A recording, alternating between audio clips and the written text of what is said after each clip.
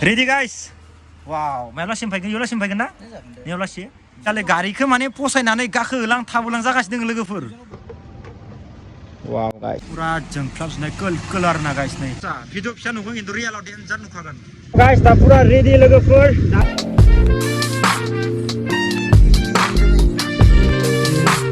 Tuntuli, tuh tinggal tuntuli. Wah, गारिखौ दोनखाना दोननो जोंनिया tuntuli ya ना?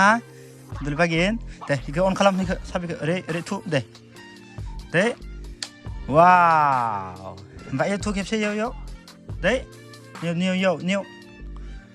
Ah, renggen khoyne tuntuli ya. Nengka kan lugi dah. So guys, दाना नागोन नै ओमफ्राय इथिंगालिनि गंसेखौ दिहुनना दोनदो ओमफ्राय गाइस याव नायनो हागोन नोंथांमोना इथिंगालि जेरै आङो नुकुल ब्लग होननानै लिरदोंमोन आंनि YouTube चेनेलनि लोगोखौ बेनिफ्राय गाइस आङो बाखि दा इथिंगालि नैबे साइथिंगालि लिरगोन आरोना इथिंगालि नोरै नुकुल ब्लग लिरगोन आरोना गाइस नै कभारखौ दा नायनो हागोन नै गाइस दा इखिनियाव लिरबासो मोजां नुगोन ना माथिं लिरबा मोजां नुगोन जादों आङो इखिनियाव लिरबा एसे साइज नुगोन बायदि मोनदों आरोना एसे गेंग्रा दोनबाथाय लोगोखौ नुनाय बायदि स' बाखि गाइस दा नायनो हागोन नोंथांमोना दा गारि खेबसे आङो स्टार्ट होना दोननोसै आं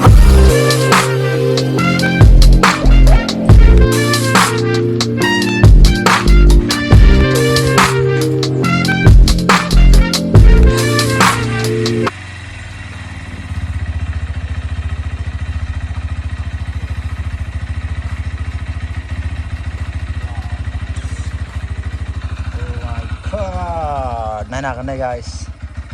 पुरा स्टार्ट जाबाय थांलाय साउन्ड खाथियाव मारै खोनायो नाय मारै खोनादों बागिन गोसा खोनादों नामा गोसा खोनादों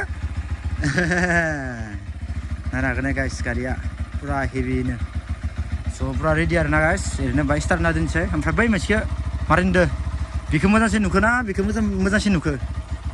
बागिना मा मोनसेखौ मोजां नुखो दे खोन्थादो बे मोनसेखौ वाव इ मोनसेखौसो फसायगासिनो दोङो गासैबो मानसिफोरा नै गारिखौल'सो फसायगासिनो दोङो आरोना लोगोफोर वाव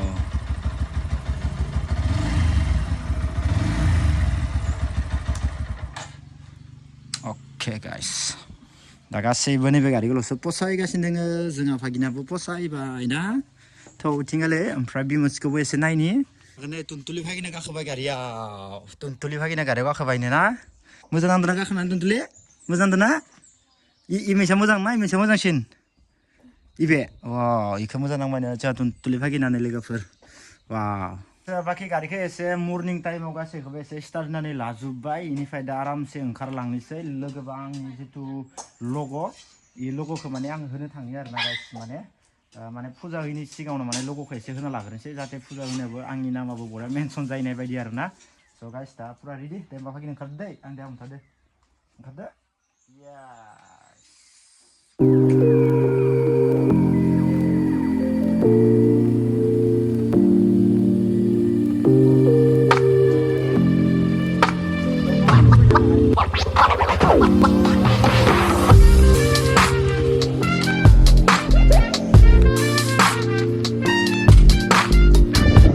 So guys, दा पुरा रेडि लोगोफोर दा न'निफ्राय ओंखारनानै थांगासिनो दङ बेखायनो माने मट' ब्लग खालामथ'खाया आङो लोगोफोर राइडआव थांबासो मट' ब्लग खालामगोन उनाव बेनिखायनो दा आङो नै थांबाय थादों केमेराखौ भिडिअ खालामनानै लोगोफोर मबाइलजों बेनिफ्राय बाइकनि पुरा माने आंनि इउटुब चेनेलनि लग' नांफैगोन आरोना गाइस नायनो हागोन नै पुरा मजानो एमटि बायदि नाङो आरोना लोगोफोर इनि थाव आरामनो हेन्देल सेन्देल थावजोबनाय दिखि सिखि गासैबो माने एमटि साइज नाङो आरोना नायनो हागोन नै गाइस जोंनिया एमबिआरनि जोंनि आदा अनारा नै ओइ इखौ बोखायाखैनोखा आङो नैफोरखौ स्टिकारखौ नाङा थाबाय थाबा हामा जागोन इ बुस्थुआ उनाव अपेन बक्स खालामबाय लोगोफोर नै गारि गोदानखौ वाव न'खौ दै नांबा नैफोराव कालार नांजोबगोन खामोन नै उनाव माराम जाजोबगौमोन बेफोर सोबैनो जाजोबदोंमोन न'खौ नै सिना गोमो इथिंबो होदो अपेन बक्स वाव गाइस पुरा हेभिनो लोगोफोर नुदों ना ओइ नोंदोसो समायदो दखन बडि थानाय मानसिफोरदोसो समायले गारियाबो गोथांखौ आराम मोना होनसै न' नायनो हागोन नै गाइस पुरा हेभिनो खेबसे सलायदो दे खेबसे सलायना नायदो ओमफ्राय सलना फैनानै खिथा फैदो आरो माबायदि गारिया उजान नंगौना नङा बारायाथ' उजान नंखाया एक्सुवेलि बाय बडि सडि थाना गिन्दिखौसो थामारनांगोनलै होमबासो स' जायो गारि सलायबा एक्सुवेलि नायनो हागोन जोंनि आदानिया बडि दोङो ना हेभि नुखादों वाव जात्रा साउन्डआ खिन्थु बया गोमोदो गारिया गथा गथा गोमो गारिनिया एन 160 जा 250 जा साउन्डआ बरे खानो एननिनो गारि नालाय ओंखायनो गथा गथा गोमो न' थांखेब सलना फैदो मारै नायनो हागोन ना गाइस एमबिआर पुरा डेन्जार गोजौ नुदो खिन्थु गारिखौ खस्सा भिडिअ फिसा नुगोन खिन्थु रियेलाव डेन्जार नुखागोन वाव लांबाय आरो स' गाइस नायनो हागोन नै पुरा एभेलेबेल स्टिकार आरोना गाइस माबायदि डिजाइन होनो लोगोफोर नायनो हागोन नै सब एभेलेबेल इनिफ्राय दा आदाया खेबसे आं गारिखौ सलायहैदो इनिफ्राय आङो आंनि इउटुब चेनेलनि लग'नि नामखौ एसे लिरग्रोनोसै दिनै ओइ सल नामा नांदों मोजां नामा अ माय गड गाइस नायनो हागोन नै लोगोफोर गारियालाय बया नङा खिन्थु साउन्डखौ डेन्जार खोनाखायो गोजाननिफ्राय नायनो हागोन नै गाइस ओहो पुरा सोबाय लाइटआबो बया मोजां सुइचखौ सोरबा साबि अन खालामनानै जोङो नै आरो माबासो स्टार्ट होबासो जोङो नाय साबि अन खालामनो जोङाखैना ओमफ्राय स्टार्ट होबा एबार जोङो नाय स्टार्ट होलायनो खेबसे स्टार्ट होबा दानो जोंगोन दे नाय गाइस फेसिलिटिया मोजाङानो आरो बेटारिया हामा जाया इदिबा थाब वाव नै जोंबायना स्टार्ट नाय लोगो लोगोनो फार्स्ट डेलिभारि मानसिफोरा आरो जिग 390 होनना बुंबाय थादोंमोन ओइ BS4 मडेलखौ BS4 बायदि नुयो सिगांथिंगालै जिउगनि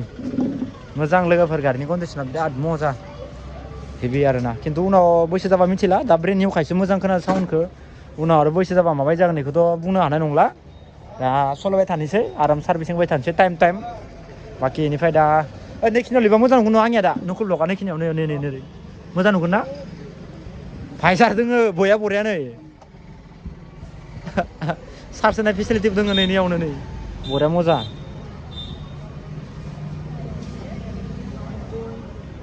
बडि बिल्डार जाबा बडि जानांगोन मानसियाबो बरिया नुदों खिन्थु लोगोफोर बाखि दा गारिया गासैबो थिगानो इमान बया नङा बेनिफ्राय आदायाबो सलायनानै एसे मोजां नांबायनो जोंनिया एमबिआर दा बेनिफ्राय गाइस दा इयाव आंनि इउटुब चेनेलनि लग'नि नामखौ एसे लिरनायसै जाहाथे मायाव थाङोबा बायचान्स सिनायो नङा होमबा दाथ' नैबे जाबाय गोदान नालाय सिगांनिखौथ' सिनाय मोनखागोन दा इखौबो सिनायनाय बायदि मोनसे आरामनो मोनसे लग' होना लानोसै आरोना लोगोफोर बाखि नायनो हागोन नै लोगोफोर सिगांथिंगालि नैखौ सोरबा स्टिकार होदो सानखागोन न' नै बुस्थुखौ स्टिकारानो अ स' जाना फैखानायलै बुस्थुआ मजा खिन्थु नैबे मोजां आरो फेसिलिटिया न' इयाव माबा हाबला धुलाबाला कभाराबो बरिया जाहैबाय मजा लोगोफोर मजा मनसा ओइ ने सयमा बेसा नांगोन वाव गाइस माने लग' होनो थाखाय सिगांथिंगालि उइनसिल नांगोन ना होमबासो साइज नुगोन गारिनि बाय लग' होनांगोन ना लोगोफोर ओंखायनो सुनानै नायदो आरो ना माबायदि जायो बे बाय फिसासिन बाय गोदोरखौ लानि र' एसे गोदोरखौ नायगोन लोगोफोर मोनथ'वा मिथिबाय मानो होनबा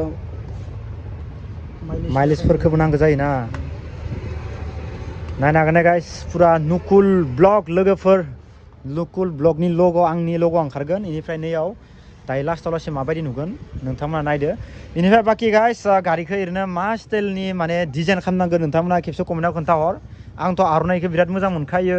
खिन्थु दा माथिंगालि होबा हामगोन बेखौ बरा सुइस खालामगोन आरोना लोगोफोर बेनिफ्राय बाखि गारिनि उइनसिलफोरखौ होनांगोन होनना नोंथांमोना कमेन्टआव खोन्थाहरदो मा स्टाइलनि होनांगौ ओरैनोथ' गासैबो समायखायो दा जोङो ओरैनो माजे माजे माबायाव थांनाय हिसाबैथ' जोंनिया मोनसे लग' फायो दा गारियाव स्टार्ट गोनां जायो नालाय बेनिखायनो दा होथारनांगोन लोगोफोर ओमफ्राय आरो सोरबा खासेया बुंदोंमोन र' कमेन्टआव खिथुथिंगालि नैबे साखानि माबायालै उनसे उइल कभारखौबो होना ला आदा होनना बुंदोंमोन आरो ना माने गोदोर नुयो होनना बुंदों साखाखौ खिन्थु नायनोसै लोगोफोर बाखि दा बेखिनिखौ आं दिनै खालामथ'नोसै जोंनि आदायाबो बरपेटायाव थांदोंमोन बरपेटायाव मा गारि बुखामनोसै नामा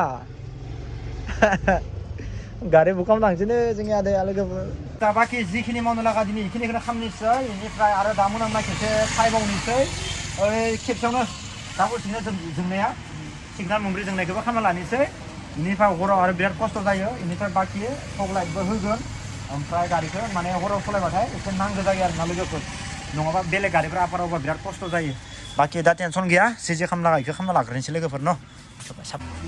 रेडि गाइस वाव मायावलासिम फैगोन इयावलासिम फैगोन ना इयावलासि वाव मानसिफोरा नुखागोन ना सिदा खालामबा वाव गाइस नायनो हागोन नै नुकुल ब्लग लोगोफोर जागोन दे बरियानो वाव गाइस गोदान लग' नै लोगोफोर नुदोंना मजा वाव गारियाबो गुफुरदो समायखादों खिन्थु बहुत बा बरा डिजाइन खालामनो दखान इउटुबनि लग'खौनो साइड साइडआव गुफुरखौ न बरिया मोजां बनायदो दे खिन्थु रावबो इदि बनाया रेडल' बनायनो हायो मानसिफोरा ओमफ्राय नैबे साइड साइडथिं गुफुर नायखोबाय डिजाइनखौ साइज नुदों आरो बरियानो बाखि बरिया आरामनो होदो वाव नायनो हागोन गाइस माबायदि नुदों नै गारियाबो आंनिया कालारदो बेस्ट मिलायखादों बे साइडनिदो बरियानो एबारसो नुकुलनि गारि जासिगोन लोगोफोर इयो दासो नुकुल बायदि नांसिगोन गारिखौ गाइस ओमफ्राय दा नैबे साइडथिंबो होगोन नै लोगोफोर नायनो हागोन नै नोंथांमोना वाव नायनो हागोन नै गाइस इथिंगालि होसिगोन ओमफ्राय नैथिंनियाथ' जाबाय ओमफ्राय नोरै सलायबाथाय डाइरेक्ट नामखौल' नुगोन आरो ना गाइस इनिफ्राय गारिखौ जिथिया आं लाखिनानै दोनगोन अब्लानो नुकुल ब्लगनि लग'खौ नुखाबाय आरो ना डाबल पुरा माने नैथिंगालिथ' नायनायानो स्रां स्रां नुखाबाय इउटुबनि लग' ओमफ्राय इथिंगालि नुकुल ब्लग नुखाबायबो बरियानो वाव डेन्जार नुखादों खिन्थु गारिखौ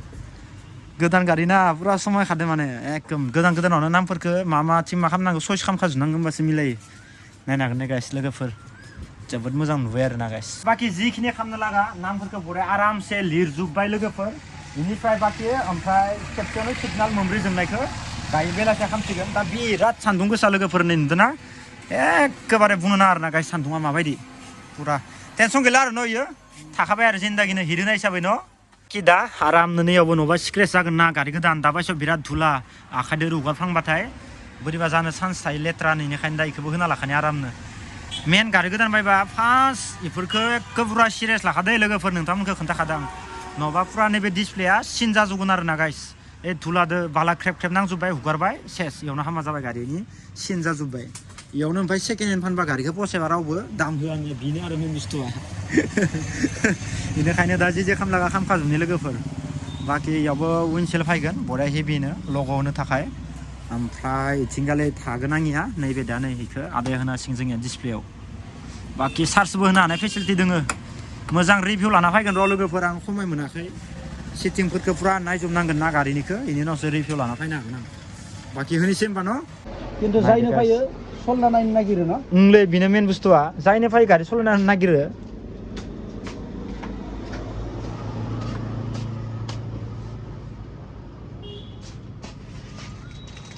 बरिया नुखासिगोन एबार टेनसन गैखाला मोजां ना नैबे मोनसे भाइजारखौल' खालामना होदो कम्पानिया न' K3नि बायदि स' गाइस नायनो हागोन नै पुरा इथिं थाबगासिनो दोङो इथिंगालि गारिखौ माने फसायनानै गाखोहोलां थाबोलां जागासिनो दोङो लोगोफोर आरो बबा बारिबो 2 जन 3 जन बबा बारिबो एते गारिखौनो बया फसायो मानसिफ्रा माने एखे गाखोनोल' गाखोनाय गारिनि लुक्सखौनो नाय पुरा डिजाइन ना दा जोंनि नैबे दारखुसियाव आं लानाय जाहैबायना बुस्थुआ बेनिखायनो मानसिफ्रा नुथाराखै सोबबो सोंबाय थायो आरो ना गाइस बा इयाव खिन्थु नै फग लाइटखौ होबा पुरा दिहुगान दिहुग लुक्स फायखासिगोन आरो ना नायनो हागोन दे गाइस उनथिं आरो डेन्जार नुखायो खिन्थु उनथिंनि माबाखौ बाय बेलेग स्टाइल खालामना होबावनांगोनलै बिसोरो सियानिखौल'सो बाय मोजां खालामना होदो साइजखौ उनथिंनिखौथ' बाय बेलेग खालामना होमोन लुक्सखौ हेभि नुगौमोन कमप्लिट जाबायना इया दा गाइस नै नायनो हागोन नै पुरा जोंख्लाबजोबनाय कोल आरो ना गाइस नै पुरा हेभि लोगोफोर डिसप्लेया नायदो एबार डिसप्लेखौ गारिया खिन्थु पुरा मजबुत दे खिन्थु न' थाग्रा खिन्थु गारिया बया थाग्रा गोजौबो गारिया गाखोबानो देन्जार बरिया नुखायो गारिखौ आरो असाय थाना पसोबाथ' नोंखौ बुंनो नांलासो आरो एक्टर गाजोला जाखागोन होमबानिया नायनो हागोन नै गाइस जोंनि आदाया नै